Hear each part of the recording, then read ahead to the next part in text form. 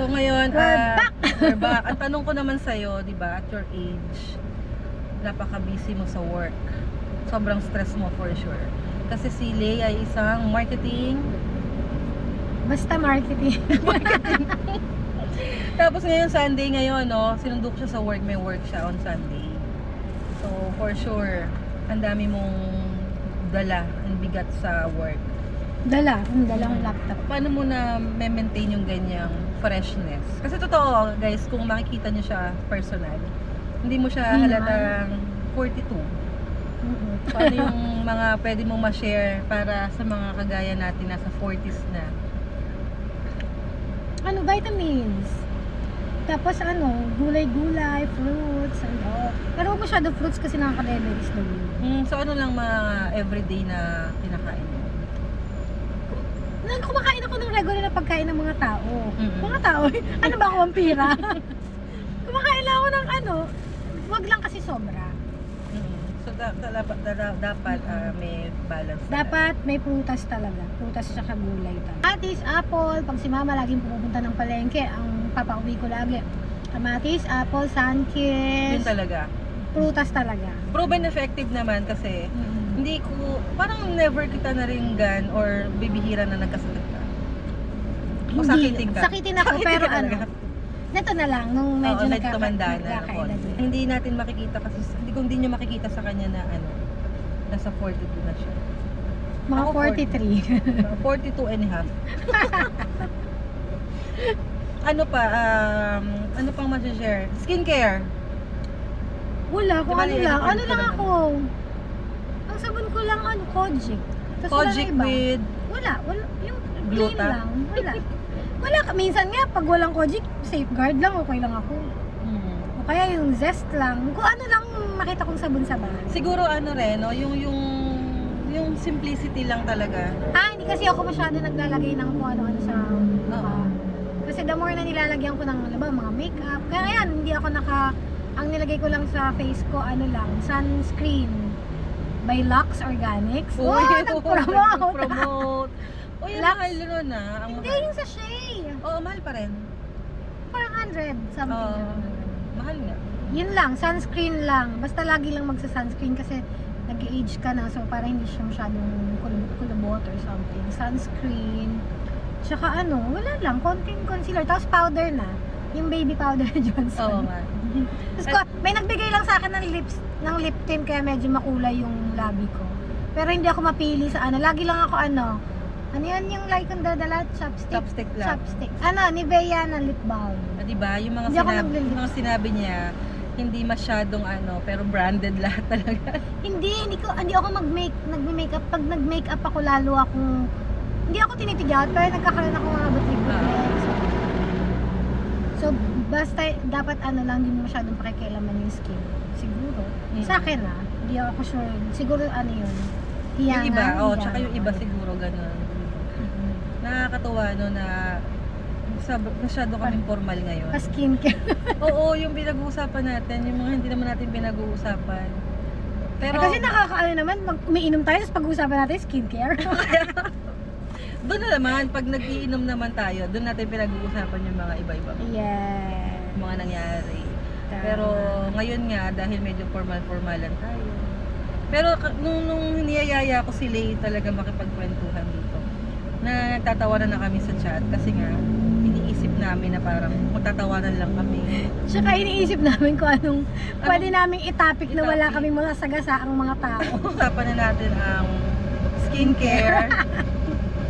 Yung me, ano ka para sa akin? Ikaw naman yung para sa akin, ano ba? Yung friendship natin. Yung friendship namin ni Wella, yung hindi naman kami lagi nagkikita, di kami lagi nag-uusap. Pero pag kailangan namin yung isa't isa, nandyan yung bawat isa, parang ganito. Hindi kami katulad nung, hindi na kami nag-usap ng ilang months, ilang years, or wala na, hindi ko na ito makukontak. Hindi na ako re-reply ito. Tsaka yung isa sa hindi ko makakalimutan na nagawa mo for me is nung last year na birthday ko. Yung nag-40 ako, nagpa-party pala sa akin, surprise party sa akin yung family. Si Norris kasi. Tapos hindi ko alam na siya pala yung magiging event host. Very, very, very light lang naman. Oo, pero parang ang magaling siya. Nakikita ko na kilala talaga niya ako. So guys, alam niyo na, pag kailangan niyo po ng party host, just PM Wella, may manager siya. Kilala niya ako kasi dahil sa sobrang pagkakilala niya sa akin, hindi ako nagduda sa kanya. Diba? Kasi parang nung time na yon, meron tayong pupuntahan, sabi mo. Kwento na. Sabi ko kasi nag-message sa akin yung mami, tsaka hindi ko alam kung mami, si Nor. Nag-message sa akin, Tili, kailangan ko na help mo, hindi kasi namin alam kung paano papapuntahin o paano, paano makakot si ate ko na hindi makakatunog, na meron kaming surprise, ganyan. Sabi ko, sige, ang ginawa ko na lang, sabi ko, Wela, saan ka, samahan mo? Actually, alam ko na birthday mo yan, di ba? So, sabi mo, wala ka namang ganap. Sabi ko sa kanya, samahan mo ako sa may pupuntahan akong party, ako lang mag-isa yung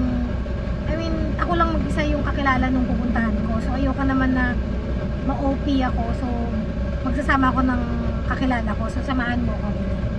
Tapos, sinamahan niya ako. Problema pa namin, yung kotse niya. Mauubusan ng gas, parang kami walang pera. Sabi ko sa kanya, paano pag namatay ito, iwanan na lang natin. Iwanan na lang namin sa isang tabi, tapos bahala na. Kaya nakaabot naman kami dun sa events place. Tapos pagbaba namin, hindi ko kasi alam yung events place, siya lang may alam nun kasi nakapunta na siya dun. Pero nung nakita ko na agad na, okay wait lang, nakita ko na yung mga kakilala ni Wela na tao, muntik na nga kitang masakalin. Actually, may video May yun. hawak akong hawak ko yung panyo mo, di ba? Hawak ko yung panyo niya. Muntik ko na maiganto sa mukha niya talaga. Nagulat ako kasi bigla niya ako. Sabi ko, ay, Wela! Bigla niya akong ginanon. Nung ginanon niya ako, alam ko na. Kaya, Kasi sisilip siya. Sabi niya, ito ba yun? Sabi ko, shit, pag sumilip siya, makikita niya yung mga pamilya na nandun. Ayun. sobrang thankful ako sa kanya noon kasi naging part siya nung 40th birthday. At yun nga, bukod sa, siya rin ay one call away friend ko. One call away friend din naman niya. Hindi yun magbabago. Kaya talagang, Pero minsan hindi one ko, lalo na pag natutulog na. Oo. Never. Pag tulog na kasi ako tulog na talaga, guys.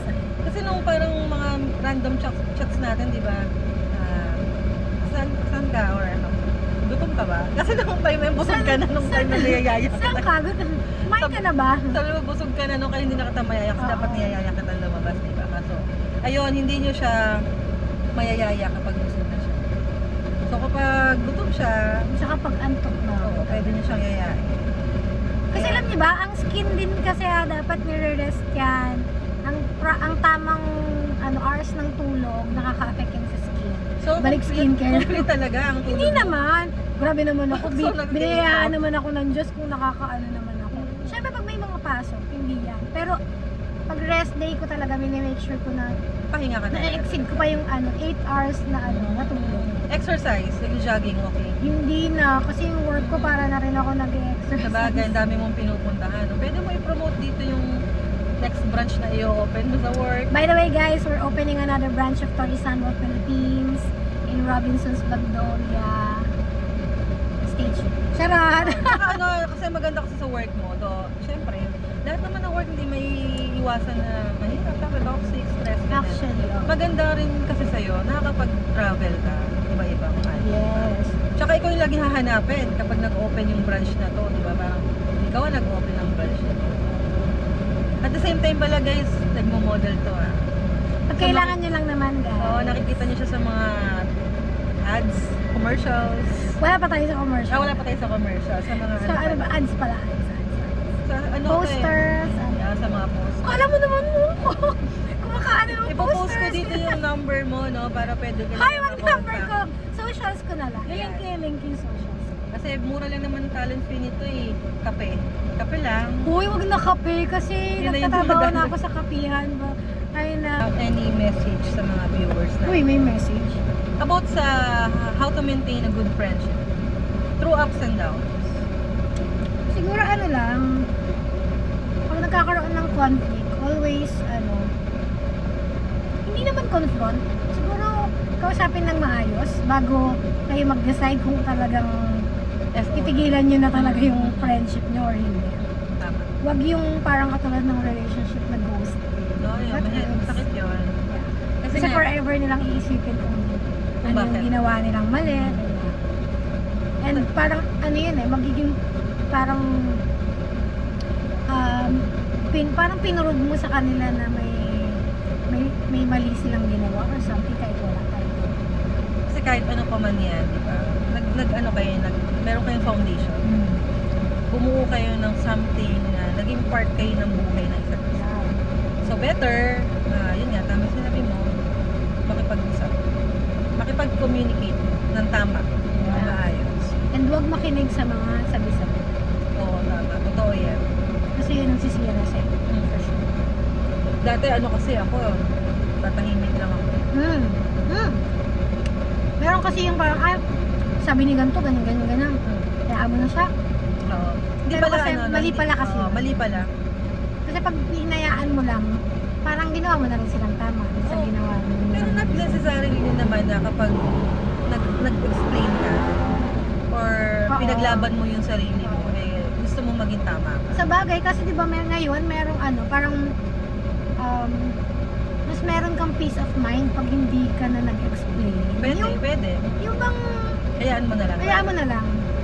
Kesa i-prove mo yung sarili Yes, mo. parang ano ba yan, hindi mo kailangan lagi i-explain sa sarili mo. Siguro at some point, may pero kung na-explain mo na and then nothing happened, edi, better yet na lang na wag na lang. No? Eh di alam mo naman yung worth mo dun sa friendship mo. Siguro hindi na magmamatter kung sino yung nakagawa ng mali or ano. Or tama. Basta parang ako kasi, okay, ako yung one call away friend. So, kung gusto nila mawala ng one call away friend, edi FO. Their loss. Diba? Parang gano'n. Tama ka naman dyan. So ako rin, may mga ganun din akong natutunan sa buhay. Nakakapagod explain yung sarili mo. Not to the point na gusto mo nga sabihin na tama ka. Pero ngayon, mas pili-pili mo na yung kapayapaan. Kada na mag-explain, hayaan mo na lang. People stay, people, diba? They come and go. Kung sino na lang yung mag-stay, not improve your worth naman, then be it, diba? Again, Saka minsan ano din yan minsan ano din, chance na bigyan mo naman ng time yung sarili mo. Oo, tama. Kasi kung naging ano yung may pinost ako na Alin? something recent. So, Parang reels. kung lagi mong iniisip is sila, paano ka na? Oo. So, yun nga. Kung lagi mo sila iniisip, paano ka? Sagot! Paki-comment. Pakicomment. Paano ka?